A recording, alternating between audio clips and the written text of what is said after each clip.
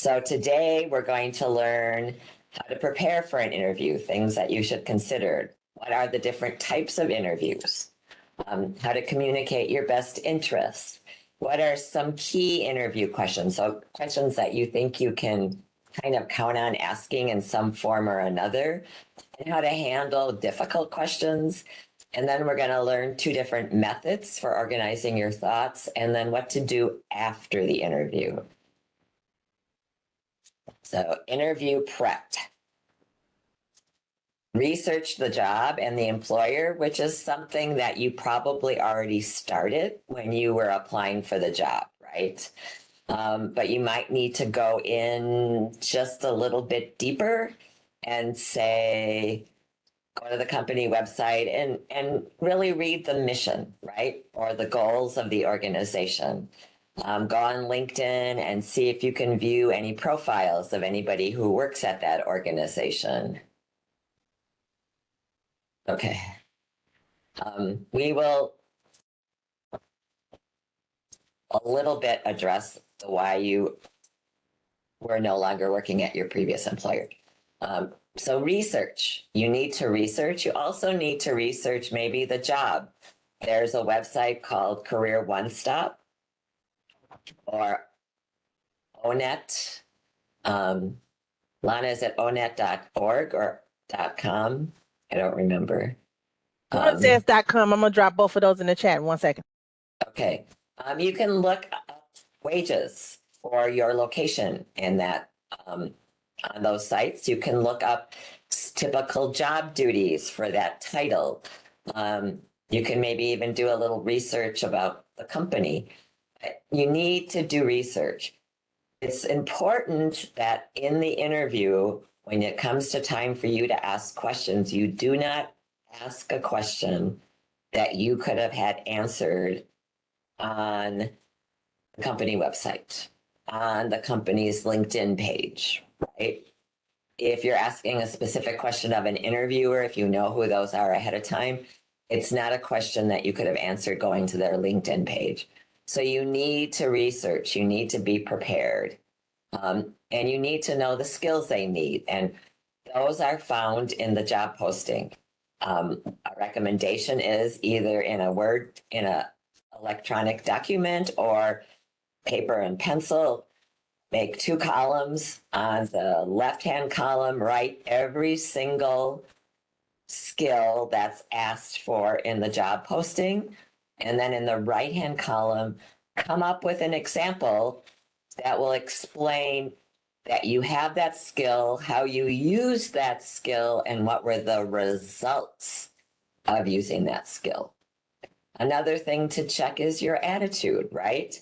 You might have had 6 interviews that have gone nowhere, and you're thinking, just another waste of time. And that will come across. That will come across. And you need to look good, right? You need to have your hair washed, clean. You need to wear simple clothing. You need to present yourself as if you would be an asset to the company.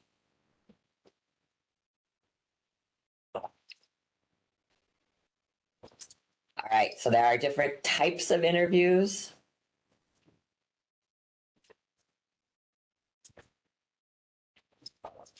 The telephone screening is usually done by HR, and it's okay to schedule a telephone screening. In fact, I highly recommend it.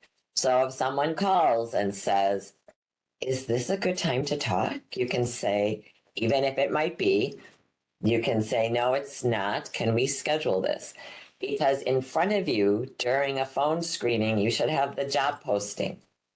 You should have your resume. If you submitted a cover letter, you should have that. Because every question that you're asked, the answer should somehow relate back to the job posting, the things that they're looking for the job. If you have an interview, I forgot to say this at the beginning, you need to celebrate, right? Because your resume worked. Your resume sold you, And they would not bring you in to interview if they didn't think you could do the job, right?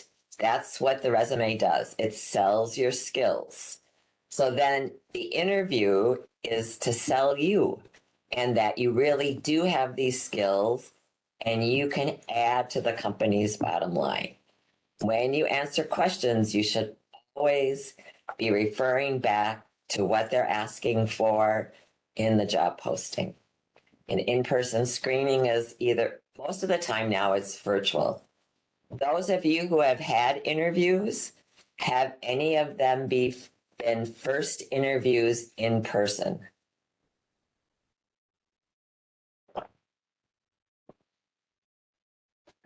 Mm. Wow, some of them have been. Wow, interesting. So it's, yeah, Somebody says they have an interview tomorrow. You see that? yep, that's exciting. We should do a reaction and congratulate them. Yep, woohoo. All right. That's interesting that there had been that many in person. Cool. Yeah. So in-person interviews are different than virtual interviews. Um, it's important. There's a different things that are important for each. A selection interview might be a second or a third interview. Most interviews are behavioral, so they'll ask you questions about, tell me a time. How did you deal with a disgruntled client? How do you organize your time? So they already know you have the skills that they need. So now they're asking how you use those skills and the attitude that you bring to your work. Work samples could be an artist portfolio, it could be a welding, it could be doing a sample presentation, it could be asking you to do a coding example if you're into the tech world. Peer or group interviews might be more than one candidate for the same job at the same time. Peer interviews would be with people that you would be working with, and it might be a lunch or a coffee. So those are from beginning to end, they're all interviews from the beginning to the end. And things that you need to do to prep is that you make sure that you have a professional voicemail greeting on your phone, right? It shouldn't say, hubba hubba for a good time, please leave a message, or please call back.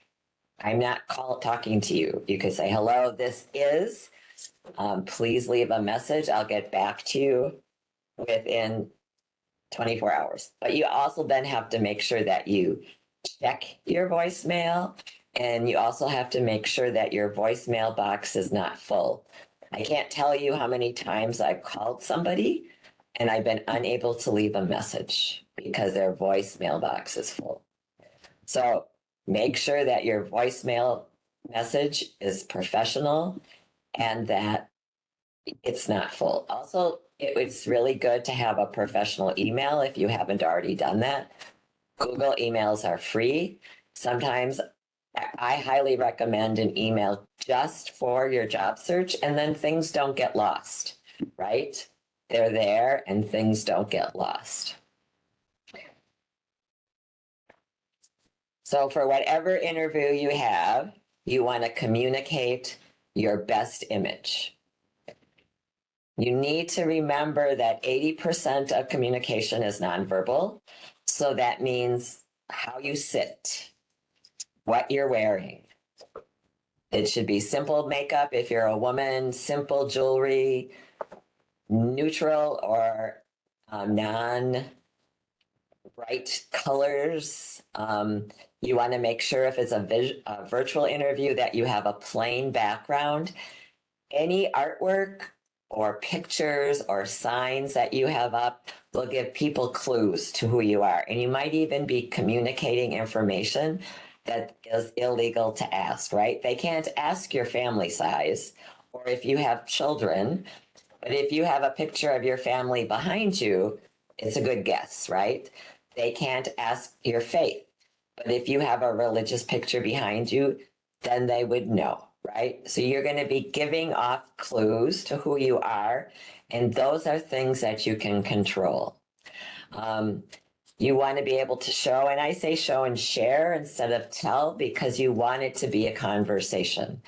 And you want to finish strong, and finishing strong is always having questions.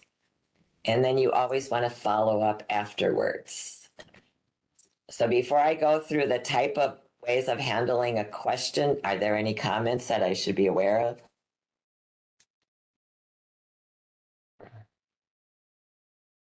There are no questions in here at this moment. Okay, Somebody says that unless you're an artist or a designer. right. That's true. That's true. There's always exceptions to everything.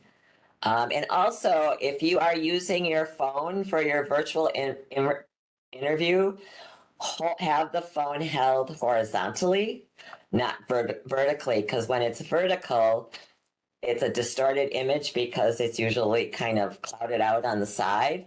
But if it's horizontal, it's more as if you're talking from a computer, and have some way that it can be held.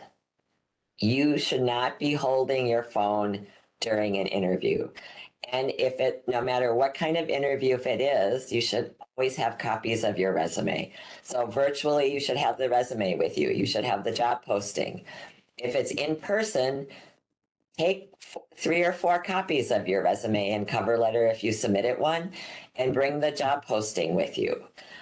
If you want, bring a reference sheet in case they ask during the in-person interview.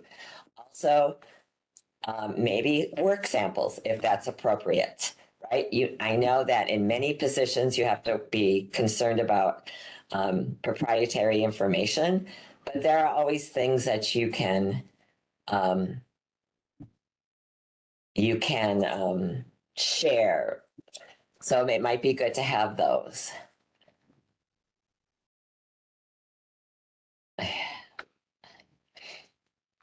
right. So one, handling tough questions, right? We always get them. How many people who have been, oh, Lana, you're there. Hi, Lana. Hi. Somebody, just a few things I want to address really quick that's came up in the chat is thoughts about the virtual backgrounds. And then there's 2 more. And actually, the 2 of the questions are the same. Somebody said thoughts about virtual background. Then the next individual says, should you turn off your background or blur it? So I recommend not blurring it because when you move, you get these shadows and these weird, and like in my case, because of my white hair, sometimes my hair becomes part of the background and I look like I'm bald. So you have to play with it, but I would highly recommend just a plain wall. Okay. And then the next question is, do you always have to submit a cover letter? So they talk about that in the resume class. It's sometimes job sites don't have a way to upload them. I would always, if you can, upload it. If you apply for a government job, you always submit a cover letter. They're not always read. And I talked to somebody who was the director of talent acquisitions at a large insurance agency, and she said in the 4 years she had her job, she's only had 4 cover letters submitted. I think it's a mixed bag, and if you Google, should I submit a cover letter, you're going to get many different thoughts. It's a good thing to do just in case they read it. Or some companies that I've talked to, if it's between 2 different candidates, they read the cover letter. It's a resource. It's another way to market yourself. It's an opportunity, and I wouldn't pass up the opportunity. Right, so those of you who have had interviews, have there been tough questions that you were asked? And what are they? Like, type in the chat one tough question that you got during the interview, that you were asked during the interview, that you thought, oh, I didn't know. Okay. Why were you let go? What are some others?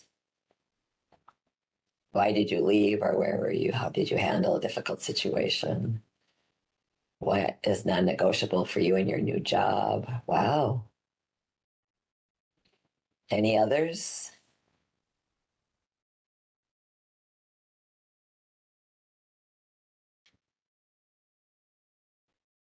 Okay, the separation question I'll address now. It's different for different people, and it's a very personal question with a very personal answer with many nuances. And I would highly recommend that you contact your local career force, and Lana will be sending you a list, and talk to somebody. They can help you answer the nuances of that question. We don't have time here, and it's really a personal thing. And so some of that information should not be shared with a group. So I highly recommend reaching out to your local career force and seeing how they can help you. The important thing about tough questions is, as you interview, you start having a list of them, right? And so if you didn't feel like you answer it well the first time, you can practice it for the next time. It might not be asked, but practicing an answer to a tough question that you already had can prep you for other tough questions, right? And you can anticipate them. Lana will send you resources, but you can Google tough interview questions, right? You can use an artificial intelligence app and put in the job posting and say, what questions would I be asked at this interview? That's a resource. If there's time at the end, I'll show you how to do that. Being prepped is also saying the answers to the questions out loud. We say things in our head. When they come out of our mouth, that some of the words might be uncomfortable. Some of the questions might get you, disoriented or anxious. The more you say them, the answers, the more you have practice saying them. You're developing a muscle memory. So I would say them out loud. I would say them out loud to a person. It might not be best to practice with a loved one because they might have more invested in you getting a job than just you getting the job. But find a trusted friend, a trusted past coworker, a mentor, somebody that you can say the answers to, and then they can give you feedback. What was your body language like? What was your voice tone? What was the volume? All those things are important. So practice the answers to questions out loud. Always be positive and honest, even for those questions about, tell me a time when you had to work with a difficult coworker. And how many of you out there have worked with difficult coworkers? Yes or no? Right. And how many of you out there have had difficult bosses? Yeah. But you never want to say that in an interview. It's a difference of opinion. It's a difference of working style. It's a different approach. It's a different filter that we use to answer questions. Because if you talk bad, negatively about another person, they'll think you'll do that for them, right?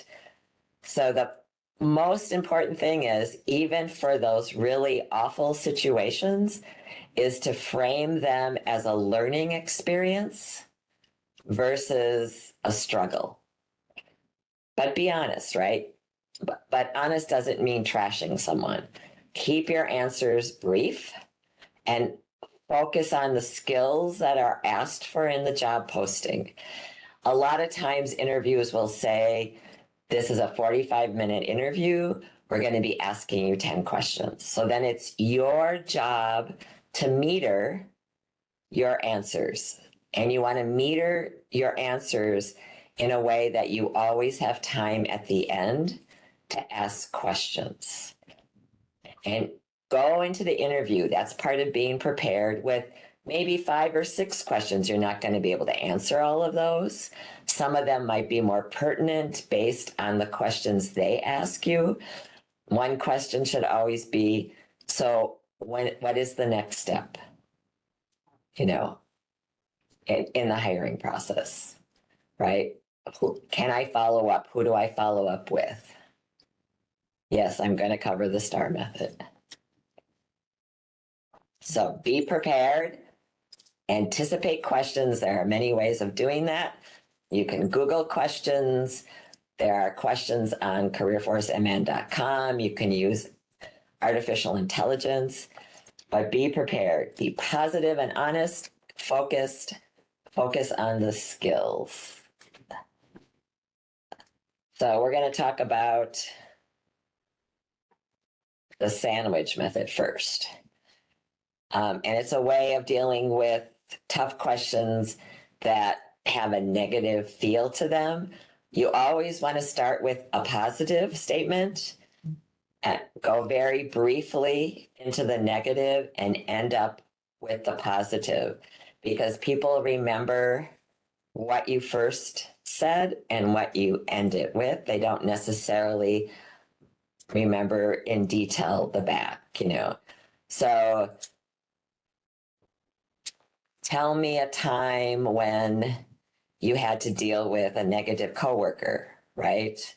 So that it might be, in my office, we're assigned to teams, and I was on a team with an individual who lacked certain skills. So I'm transitioning to the negative, and my job was to help them contribute, be a more contributing member of the team.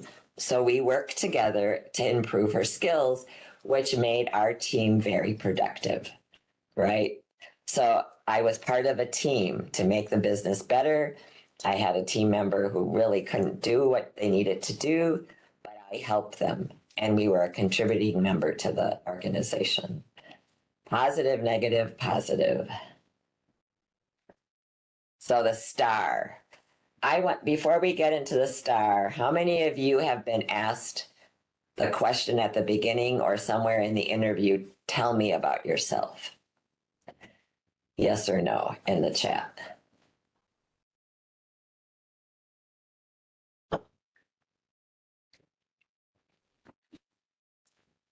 Right. So that question is not meant for you to give your life story.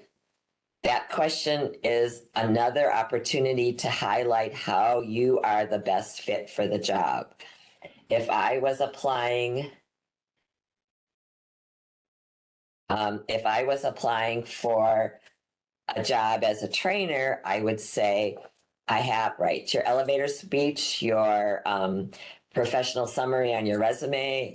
You know, I would say I'm a trainer with 10 plus years in experience, delivering subject matter, a broad range of subjects, working with subject matter experts, producing high impact participatory presentations and learning situations. You always want to relate it back to the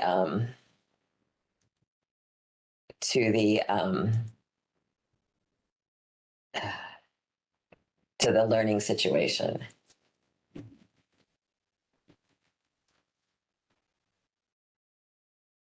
So what is the STAR method? STAR method is a way of organizing your thoughts. Situation, task, action, results is what you want to do.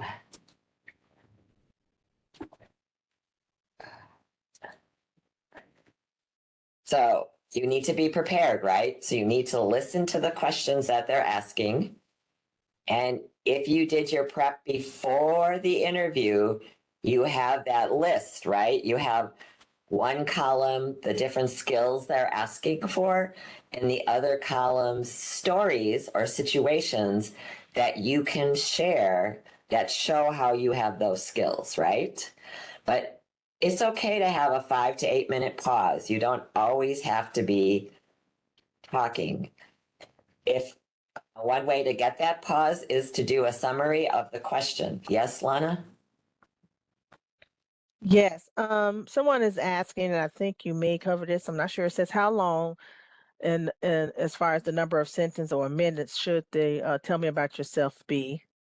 And then someone is questioning the 5 to 8 minute pause. I I think meant you meant seconds. I seconds. I meant thought you meant seconds. yeah, Yes. I meant seconds. Thank you for pointing that out. That shows that you listened to what I was saying. Yeah, tell me about yourself should be no more than 2 minutes. Short, brief. It's just a way to set the stage and say, I am the right candidate for this job because of my experience. So then going back to the STAR question is, tell me a time when you had to deal with a difficult customer, right? So the situation you apply, you provide contents and a background, but this is not a, you're not telling a story that's the equivalent to War and Peace. You're telling a story that's 2 pages, a short story that's less than 2 pages. So the background is really short. And then you tell the problem or the challenge, right? And then you spend the most time on the action and the results. So your future employer wants to know, what did you do to solve the problem, to deal with the situation? And even more importantly, they want to know what the results were, right? Tell me a time you had to deal with a difficult customer. I work at a career force, and oftentimes we have people come in who would like help with their unemployment benefits. And we are not authorized to deal with those issues because it's it's a different department. It's not passing the buck. It's just we don't want to do something to maybe cause them not to get their benefits. The task I had was to be able to guide the individual to be able to get his questions answered in a way that he felt comfortable. I went and helped him on the computer access the unemployment site, show him how he could get information and fill out the application that he needed to fill out in order to get. And the results was he left happy because he had applied for his benefits, he had gotten a confirmation, and he felt that his future was a little bit more secure, right? So you need to always end on the positive and focus on the results. Are there any questions?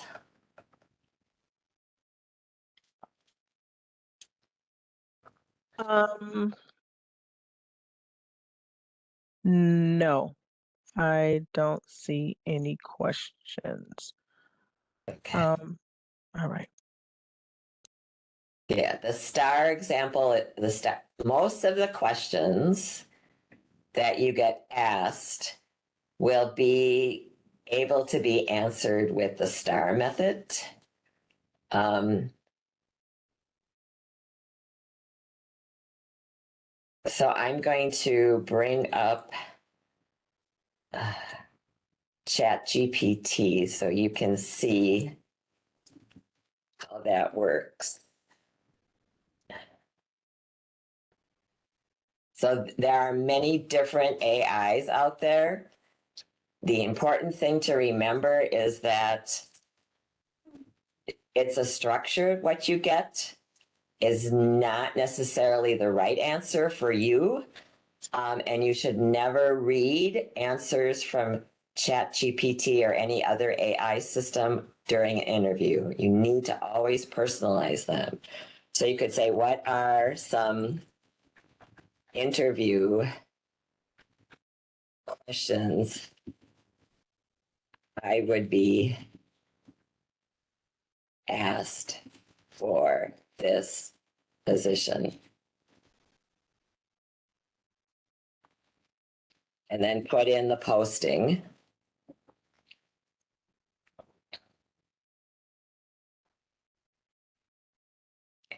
These questions might or might not be asked. Practicing them might prepare you for another type of question. It might help you organize your thoughts. And then what you could do after you get all the answers, all the questions,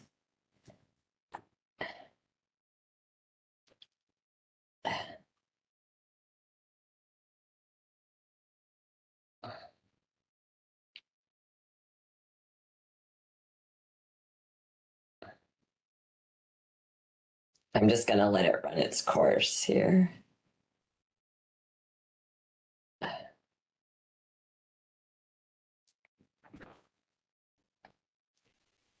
Example answers using the STAR method.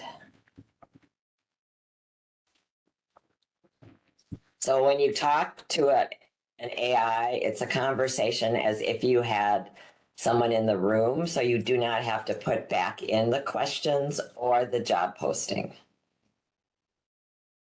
So it breaks it down to situation, task, action, results.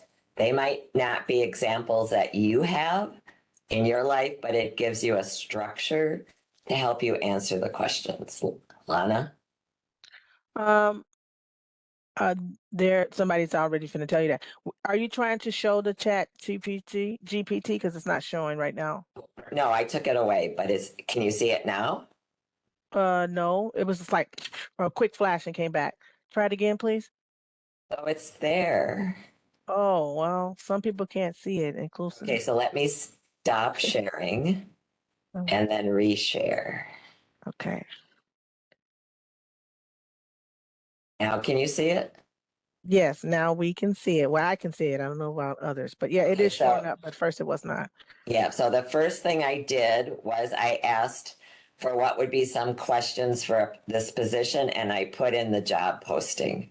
So it came up with a whole slew of questions. And then I asked it to answer the questions using the STAR method, and it broke it down to situation, task, action, results. The examples that it gives might not be my examples, but it gives you a framework to to come up with your own answers.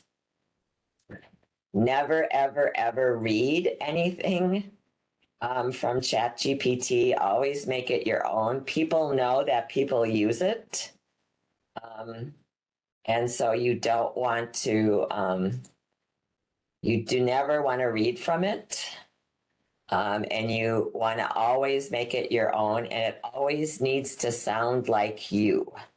It always, because they'll know. Because even employers go to ChatGPT or other AIs to come up with questions to ask. So you want to make sure whatever you do, you make it your own, and do never, ever, ever read from ChatGPT.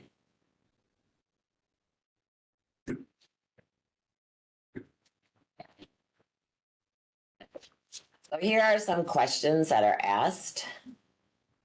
Yes, I'm using the free version. The free version isn't the most recent version. The paid version of ChatGPT and any AI out there is more powerful, but it still works. We've asked already, a lot of you have been asked the question, tell me about yourself. Why are you interested in working for this company? Has anybody been asked that question? Yes or no in the chat, please. Yeah. So you cannot say because I need a job and you have great health benefits. That's not a great answer. If you do your research, go to the company webpage. You can talk about their goal, their mission. It's always fun to Google a company and see if any articles have come up. And so you know what if it's in the news or not. They want to know if you align with them, if you're going to be part of their culture. Or you can even answer that question is that you have the skill set that you're excited to use and to learn more how to improve, and you feel that this company is a good place to do that.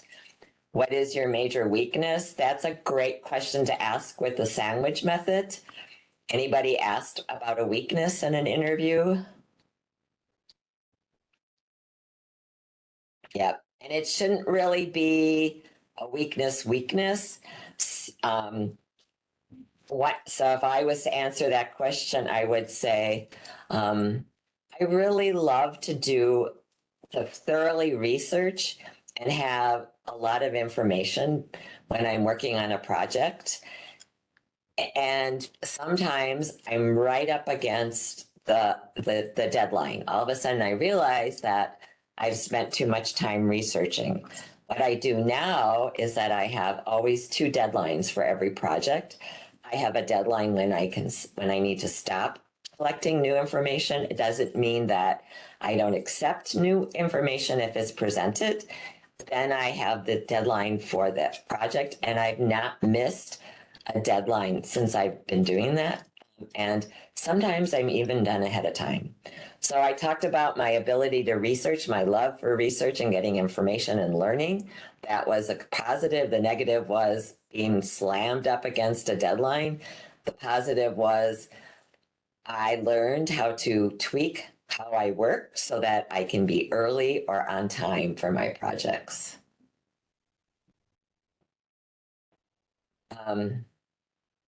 Lana? Hi, thank you. I have two questions. They're kind of both around the same thing. The first question is from for where do you see yourself so for the question whether you see yourself in 3 to 5 years, how do you answer that question if you're older and you hope to retire? And Yeah, then you the don't. other question, I'm just going to tell you because it's really similar. They have an age question too. My job experience exposes me as an older worker. So those are the Right. two. Yeah, so don't say you're going to retire. You know, in 3 to 5 years, you hope to continue learning and growing. Um, um, yeah, I mean, you don't have to lie, um, but you don't have to advertise.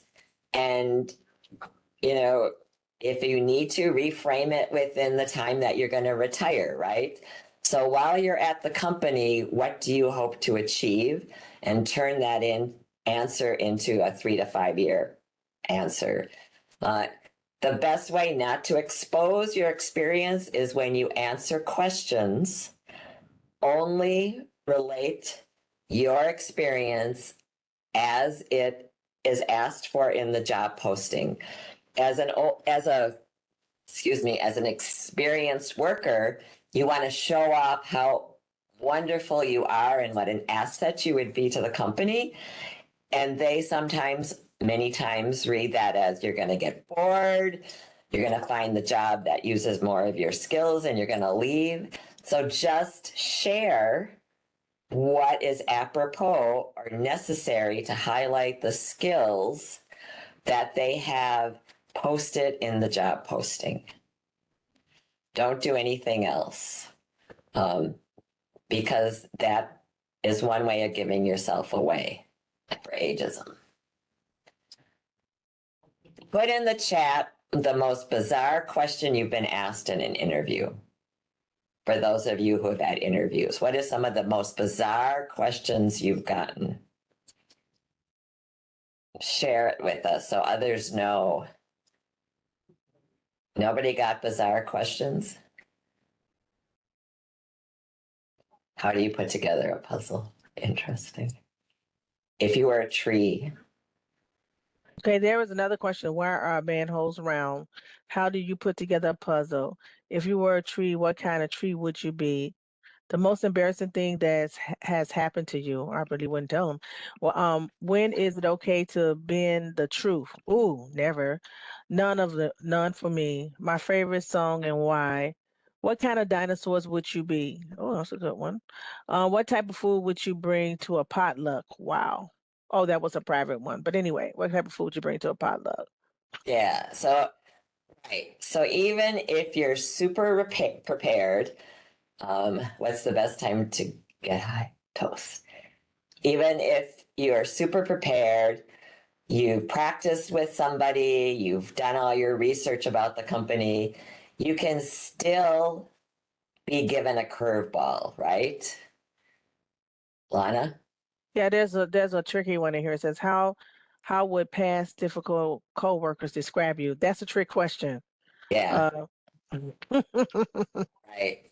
Um, so you never have difficult coworkers. You just have coworkers that you have a different opinion on. So remember, you need to be positive and you need to be always direct the answer to a skill that is in the job posting. Lana? Here's two more questions. They're coming in hot. Um, if they said it was years ago, but the question was, they wanted to know how many gas stations from here to San Diego, California. How would I figure that out?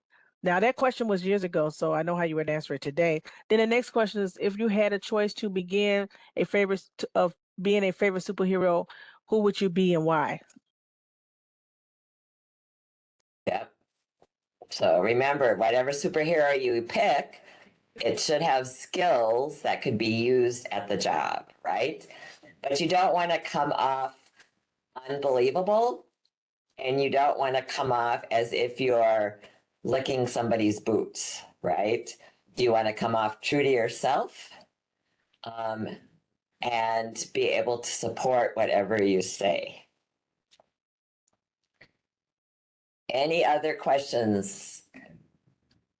Yes, absolutely, because I see some juicy ones in here. Someone is saying something about they're honest to a fault, but okay, you want to be honest, so that's not bad. Somebody said in the interview they asked them was their degree from the USA, which is depends on where your degree is from. That's a valid question. I was asked, what is your biggest trigger? I couldn't wait to get to that one. What is your biggest trigger? I'm gonna have you address that one. Then there's some more juicy ones. So, what is your biggest trigger? Remember, it has to be not negative about you, right? So that might be a good time to use the sandwich method. You know, you could say that you really love to be organized, and when you approach a project, you like to get all your ducks in a row. Um, when you're working on a team, if other people aren't as organized as I am, sometimes that can be a distraction from getting to the goal. So part of my process is to make sure that all the team members are informed and that there's constant communication so we can work together as a unit and get the project done on time. So it's do never use the negative words that they use in the question back in the answer. Always reframe in a positive way. All right, Okay. Lana. All right. Thank you. That question, what is your biggest trigger? I've never seen before. Um, I definitely will redirect that. But anyway, is humor your friend when responding to quirky questions, or do you take as super serious? It's your personality, right? If you're a serious person, you don't want to get all hot and bothered. If you're jovial and it fits your personality, then do it, answer it that way. But if you're artificially trying to be humorous, they'll know, right? You need to be true to yourself. Okay. Some people are answering saying yes, there's a place for humor. Someone else said that they've been asked a trigger question. But here's a question that's above that, which we definitely get sometime. It says, is it okay to disclose chronic health problems during the interview? Nope, there's no need to. You're protected under the Disabilities Act, and there's no need to do that. Okay. You would not apply for a job if one of the work requirements was to lift 50 pounds and you couldn't do it. Right? So that's a job, that's a stated requirement. And you shouldn't even apply for that job. So you don't even say that you can't lift 50 pounds, right? But they have no need to know about any disability or health issues. Okay, then last, what might have been the purpose of the song and why? That was a question they was asked. What might have been the purpose of the song and why? So those are the questions so far. Very good questions. Some I've actually never heard before. So thank you. Yeah, Do thank you many for sharing. companies give academic or aptitude tests as part of the interview process? Some do. Yes, companies can do that. Um, a lot of times they're not necessarily even aptitude tests, they're attitude tests in disguise. So those are when I worked at corporate Target, in order to get that job, I had to take 2.5 hours of online testing for different things. It gave me a situation, asked me how I would deal with it. So those are all screening techniques that companies can use. Okay. And then I work for non-corporate Target and I had to take 2 hours worth of testings as well. So anyway, also the next question is there a time where the STAR method kind of ends up dodging the purpose of the question?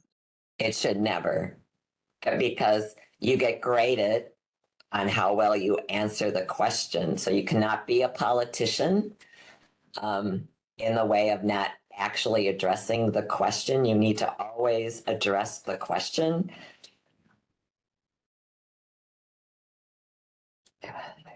So, yeah.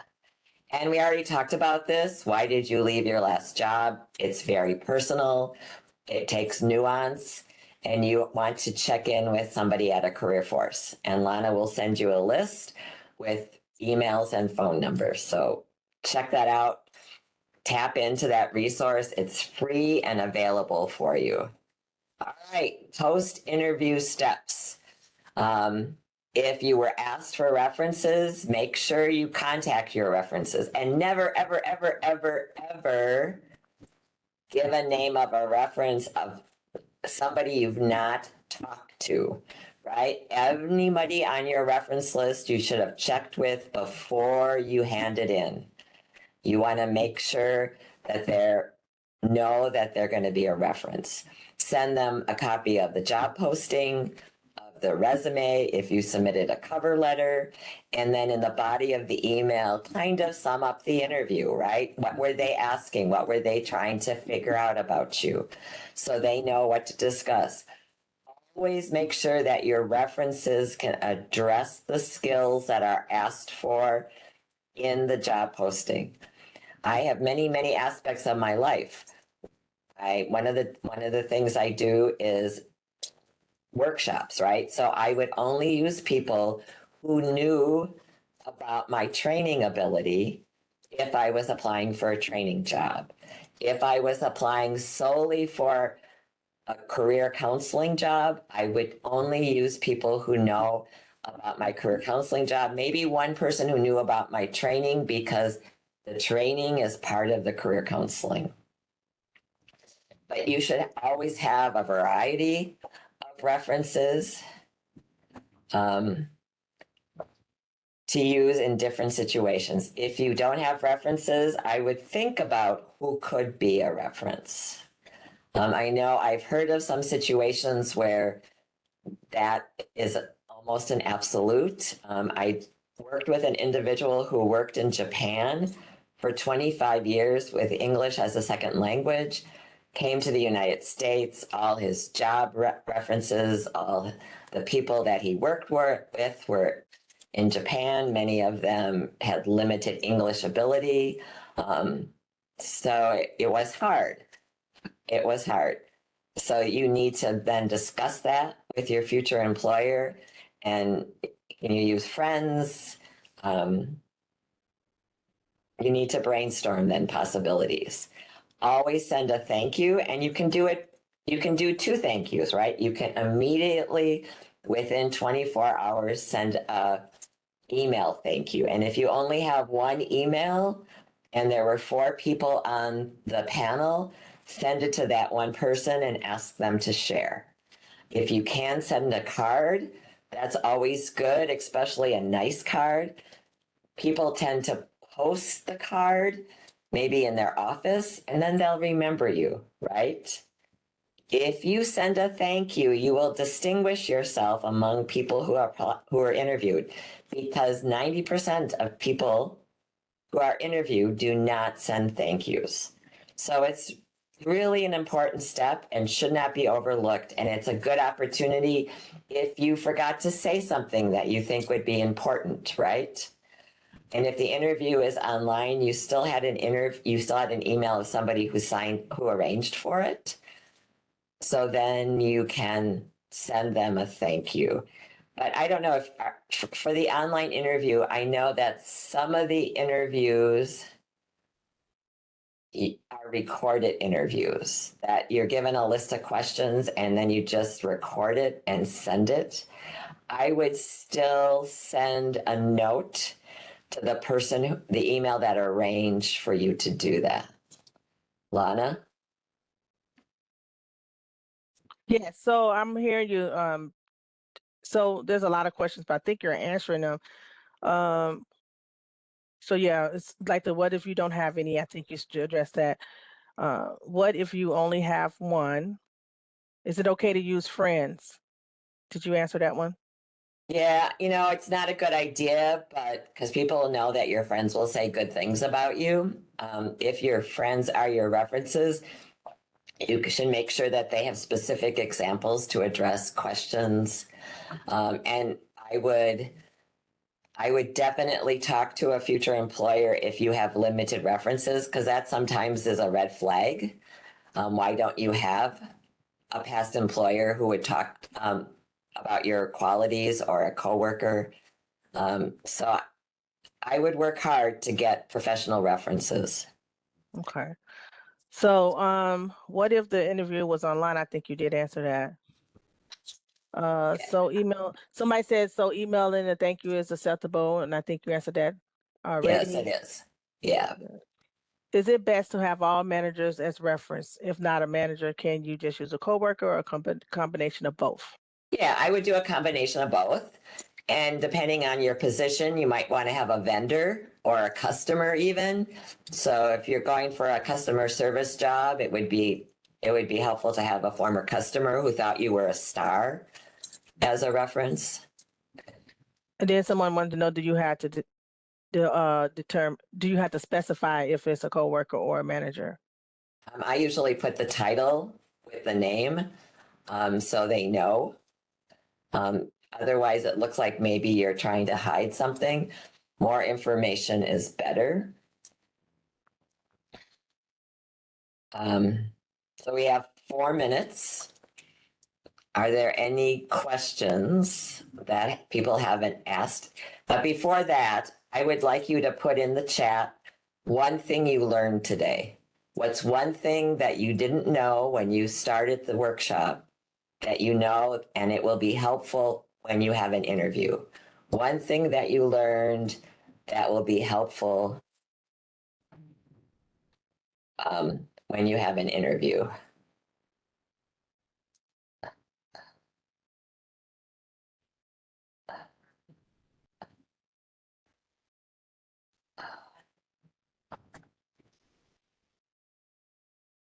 Cool.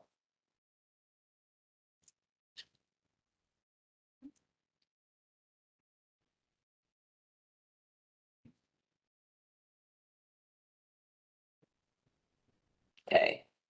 Awesome.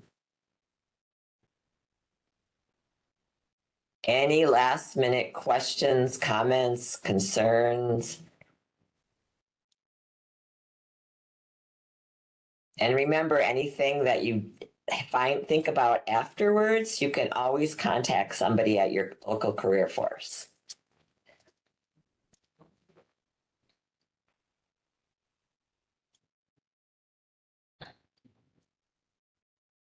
Great. I've been reading them, Lana. Do you have any last minute tidbits to add that I missed? Somebody's asking you to send over the way you did the GPT chat again since it's not showing when you started demoing it. So we have 2 minutes. I can demo it now. Okay. Um,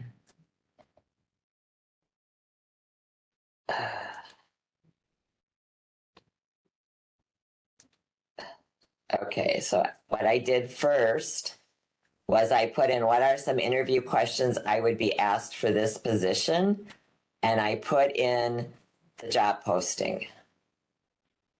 And then I got these questions. I would, before you do anything else, I would answer them in your own words. Write it out if you need to. And then I said, using the STAR method to structure the answer, example answers using the STAR method. And then it gave me possibilities. And it did it with situation, task, action, results. What would be even better is after you write out the answers to these questions, is to put them in and say, how do these answers to the questions align with the STAR method? And see how it tweaks your answers.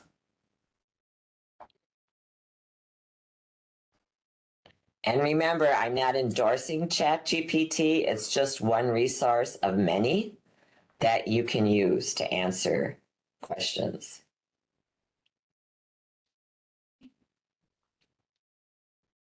All right. Thank you, everybody, for spending the last hour with us. Good luck with your job search. Please remember that it's a numbers game, but it's a quality number game. So apply for jobs that you want and put in the time and effort to prep for them from resume to interview, and reach out to your local career force if you have any questions at all. Have a great day.